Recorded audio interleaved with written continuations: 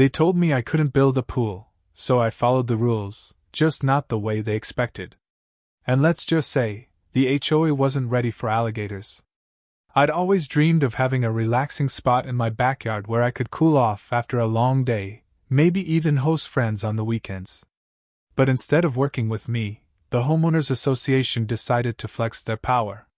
They rejected my pool application, not once, but multiple times, citing vague design rules and made-up concerns about community aesthetics. What they didn't know was that I had read the rulebook better than they had. If I couldn't build a pool, fine, but there was nothing stopping me from constructing a decorative water feature. So I did exactly that, with a little wild twist. Welcome back to Voice of Tales, where real stories of revenge, justice, and sweet karma come to life. Today's story is one of the most outrageous HOA battles you'll ever hear, and trust me, it ends with a splash, literally. So grab a snack and settle in, because you won't want to miss a second of this wild tale. And hey, if you enjoy watching power trips backfire in the most satisfying ways, don't forget to like the video, leave a comment sharing your thoughts, and hit that subscribe button so you never miss another dose of real-life karma. I live in a quiet, picturesque neighborhood, the kind with neatly trimmed lawns, friendly waves from neighbors, and the occasional backyard barbecue. My home sits on a decent-sized lot, with a beautiful stretch of green in the back where I've always found peace after a long day. I've spent years turning that space into my personal oasis, planting trees, stringing up lights, and adding cozy furniture to make it the perfect spot for relaxing evenings or weekend lounging. Naturally, I'd always dreamed of putting in a pool back there, not just for fun, but for the tranquility it would bring. Little did I know that dream would turn into one of the wildest HOA battles I've ever faced. For the longest time, I had dreamed of installing a simple pool in my backyard, nothing extravagant, no over-the-top water features or resort-style designs. Just a clean, peaceful space where I could cool off during the summer, float under the stars, and enjoy the calm of my own personal oasis. I wasn't trying to impress anyone or turn my property into a tourist attraction. I just wanted a place to unwind after work, host a few friends, and soak up some peace and quiet. But apparently, even that small dream was too much for the ever-watchful eye of the HOA. So, like any responsible homeowner, I went through the official process. I filled out all the necessary paperwork, submitted detailed plans, and formally applied to the HOA for permission to install the pool. I made sure everything was within zoning laws, property lines, and noise regulations. I even consulted with a licensed contractor to ensure it met every safety and construction code. In my mind, it was a formality, a simple green light from the HOA, and I'd be one step closer to my backyard paradise. But of course, that's not how things went. To my surprise, and honestly, frustration, the HOA rejected my application. Their reasoning? A bunch of vague, contradictory nonsense. They claimed the pool didn't align with the design guidelines of the community and said it could negatively impact property values. Mind you, several other homes already had pools, some even more extravagant than what I proposed. It was clear this wasn't about rules. It was about control. They wanted to flex their authority, and I was just the unlucky target this time.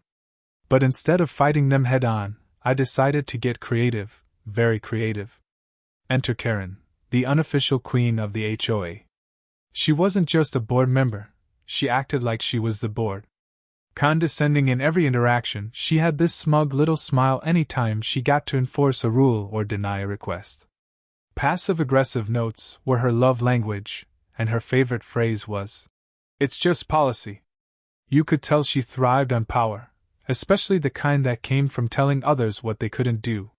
When my pool request was denied, it had her fingerprints all over it.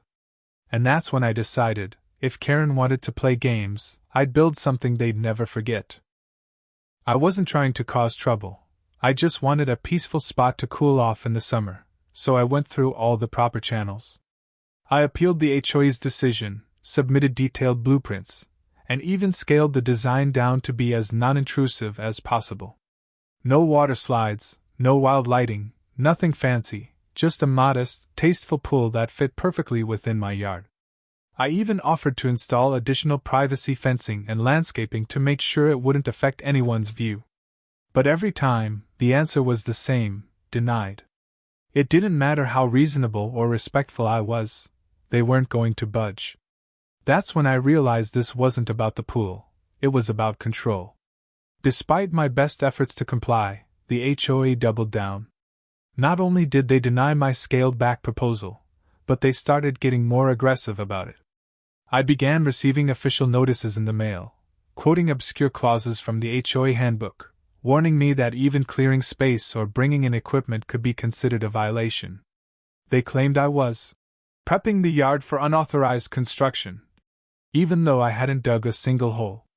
It was like they were watching me, waiting for any excuse to slap me with fines or warnings. The message was loud and clear: give up, or we'll make your life miserable. But what they didn't realize was, I had another plan.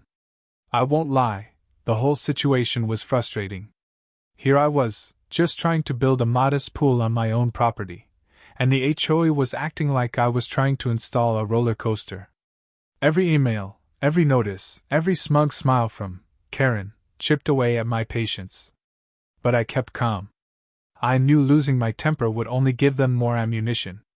Instead, I let that frustration fuel a different kind of response, one that followed every rule in the book, just not in the way they expected. So, instead of firing off angry emails or causing a scene, I did what any level-headed homeowner would do. I grabbed a copy of the HOA bylaws and read them front to back. Every clause, every definition, every vague restriction, I dissected it like a lawyer preparing for trial. And that's when I spotted something interesting. Nowhere did it say I couldn't dig a decorative water feature, or add wildlife. They were so focused on stopping my pool, they left the door wide open for something far more creative, and far more unforgettable. As I pored over the HOA bylaws, something caught my eye that made me pause. There was absolutely no rule against installing a decorative water feature. No definition, no size restriction, no mention of depth or placement. And best of all, not a single word banning a moat. That's right, while they explicitly blocked pools, they had left a massive loophole wide open. So, I started planning. If they didn't want me to have a pool, fine. I'd build something they couldn't touch, and it would make way more of a statement. A calm, legally sound, alligator-inhabited statement. The deeper I dug, the more ridiculous it became. The bylaws had pages on fences, paint colors, lawn height, and of course, a very specific ban on unsanctioned pools. But there was nothing, absolutely nothing, about reptiles. Not a single mention of animals and decorative water features. So technically, if I wanted to include a few ornamental creatures in my water feature, the HOA couldn't say a word. That's when the idea truly clicked. They wanted to micromanage my backyard with red tape? Fine. I'd play their game, and win. So I did everything by the book. I wasn't going to give the HOA any loophole to shut this down. I secured all the proper permits, consulted with a landscape architect, and hired a professional crew. Over the next few weeks, the sound of excavation filled the neighborhood as we carved out a wide trench circling my property. Neighbors were curious, the HOA kept trying to peek over the fence, and I just smiled and waved. Every single step was documented, approved, and 100% legal. What they thought was just another garden renovation was actually the beginning of my decorative, and very strategic, water feature. At first, the HOA didn't seem too bothered. From their limited view over the fence, they assumed I was building some fancy garden pond or maybe a koi fish setup. I even caught one of the board members mentioning to a neighbor that, at least he gave up on the pool idea. They had no idea what was really coming. I played it cool, kept everything polite, and let their assumptions run wild. Meanwhile, my moat was taking shape, wider, deeper, and far more interesting than any koi pond could ever be. Soon, the trench was fully carved out and prepped, and I started filling it with water. To keep things looking elegant and legally sound, I added some tasteful landscaping rocks, safety signs, and even solar lights around the perimeter. It looked serene, almost like an upscale feature from a luxury resort. Of course, everything was permitted and followed county regulations to the letter. From the street, it still looked like a decorative water feature, but those who looked closer started realizing this wasn't just some aesthetic project. Now here's where things took a wild turn, and where I decided to have a little fun.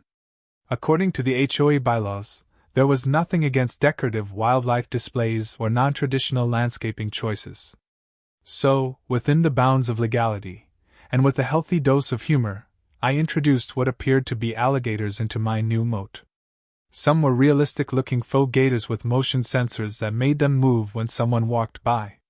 Others? Well, I may or may not have contacted a local exotic animal expert for a temporary, fully permitted wildlife display, strictly supervised and completely safe, of course. Suddenly, my backyard wasn't just peaceful, it was legendary. Whether or not they were real is beside the point, the effect was perfect. Some were lifelike decoys, strategically placed to bob along the surface, and looked just threatening enough to make Karen clutch her HOA handbook a little tighter. Others? Let's just say they were trained to stay still and stare. The beauty was in the ambiguity. Neighbors whispered. Kids gawked. Karen nearly tripped over her jaw. And the best part? Every element of it, from the trench to the water to the gator-shaped decorations, was 100% within HOA guidelines. The HOA absolutely lost it. The moment the alligator-shaped, decorative features appeared, I received a furious letter citing community disruption and public safety concerns. But here's the kicker, they still couldn't point to a single rule I had broken. The next day, Karen herself showed up at my doorstep, clipboard in hand, practically steaming with rage. She started throwing out accusations, demanding I remove the water feature immediately. But I calmly handed her a printed copy of the HOA bylaws, with every relevant section highlighted. She was speechless, because deep down, she knew I'd beaten them at their own game.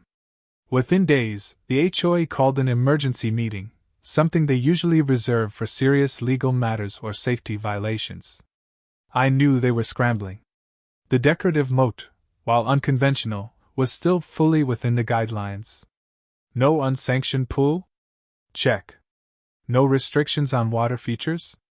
Check. Nothing about faux or live reptiles? Also check. So, while they huffed and puffed in that meeting room, trying to find any loophole to use against me, I sat back and smiled, because for once, the rule-obsessed HOA had run into someone who knew how to play their game even better than they did. The HOA, clearly embarrassed by being outsmarted, tried to go on the offensive. Suddenly, they were drafting new proposals to ban hazardous water features, and sending out letters accusing me of threatening community safety. Karen, of course, was leading the charge, dramatically claiming the alligators, real or not, were a danger to children and pets. But here's the kicker, any new rule changes required a vote from the community, and they couldn't apply them retroactively. My moat? Grandfathered in. I had followed every rule to the letter, gotten the proper permits, and made sure the setup was completely legal. Their panic only made their powerlessness more obvious. When the HOA stormed in demanding explanations and shouting about community safety, I stayed calm, almost amused. I simply looked at them and said, "You banned my pool. You didn't ban decorative water features." Their expressions shifted from smug to stunned. I even handed them a copy of the bylaws, highlighting the exact clauses I had followed. No unsanctioned pools? Check, I didn't build one. No mention of moats or reptiles? Also check. I explained that everything was permitted, inspected, and well within the legal bounds of the rules they themselves enforced. They had no rebuttal, just a lot of red faces and huffing. The HOA wasn't ready to back down easily. A few days later, I received notice that they were involving their legal team, claiming I was creating a public safety hazard and disrupting the neighborhoods. Visual consistency. But I was more than ready. My own lawyer stepped in swiftly, armed with documentation, permits, and clear interpretations of the bylaws. They laid everything out, point by point, showing that I had followed every rule the HOA had published to the letter. There were no violations, no threats, and no grounds for legal action. Their attempt to intimidate me with suits and threats only made them look more petty and powerless. When it all came down to the fine print, the bylaws were firmly on my side. Everything I'd done, from the trench design to the decorative water feature and even the inclusion of local wildlife, or realistic decoys, was technically permitted. There was no specific clause against moats, no rule banning faux or non-dangerous reptiles, and certainly no provision requiring a homeowner to stick to koi ponds if they wanted water landscaping. I hadn't broken a single rule. I'd simply outsmarted their narrow-minded control. And with the paperwork in hand, they couldn't touch me. At this point, the HOA realized they had absolutely no leg to stand on. If they wanted to stop me, they'd have to rewrite their entire code of conduct, a process that requires formal proposals, community-wide voting, and months of bureaucratic back and forth. Until then, my decorative water feature, complete with floating residence, was perfectly legal. Their desperate attempt to assert power had backfired, and now they were stuck scrambling to change the rules after the fact, all while the rest of the neighborhood watched the drama unfold. Eventually, the HOA had no choice but to back off. Their attempts to intimidate me with letters, threats, and emergency meetings fell flat in the face of their own poorly written bylaws. With my permits in order and nothing technically violating the current rules, they couldn't touch me. Karen and her crew were forced to swallow their pride and retreat, begrudgingly accepting that my moat wasn't going anywhere. The silence that followed was almost better than the victory itself, the kind of quiet that comes when even the most entitled realize they've been outplayed at their own game. Karen, the self-appointed queen of the HOA, was utterly humiliated. After months of smug emails, passive-aggressive warnings, and standing on her soapbox at every board meeting, she now had to face the fact that she'd been outmaneuvered, legally and publicly. Word spread fast around the neighborhood, and residents couldn't help but smirk when they walked by my property, spotting the decorative moat and its lurking gators. Karen, once so vocal and overbearing, suddenly kept her head down, avoiding eye contact and skipping meetings. It was a satisfying twist, watching the most entitled person on the block fall silent, brought down not by shouting, but by strategy. Neighbors couldn't stop laughing. Every time someone passed by my house and saw the gleaming moat with its not-so-friendly gators, some real, some cleverly fake, they cracked a smile or burst out laughing. A few even stopped to say how brilliant the whole thing was. One elderly couple thanked me for finally putting Karen in her place. Others confessed they had always wanted to push back against the HOA but never had the nerve. I had unknowingly become a local legend, the guy who turned HOA rejection into an epic power move. The best part? I did it all by the book, and my neighbors loved every second of it. In the end, I got exactly what I wanted, a peaceful, beautiful water feature right in my backyard. I'd sit out there in the evenings, watching the sun reflect off the water, hearing the soft trickle of the landscaping features, and sometimes catching a neighbor walking by just to get a glimpse of the gator moat. What started as a ridiculous HOA battle turned into my own personal oasis, and a legendary tale in the neighborhood. I didn't just win, I became the story people would talk about for years. And honestly, it felt pretty great. Sometimes, the best way to deal with petty power isn't through anger or confrontation, it's through strategy and a little creativity. When the HOA told me I couldn't have a pool, I didn't yell, threaten, or storm out. I simply followed their rules, just more cleverly than they ever imagined.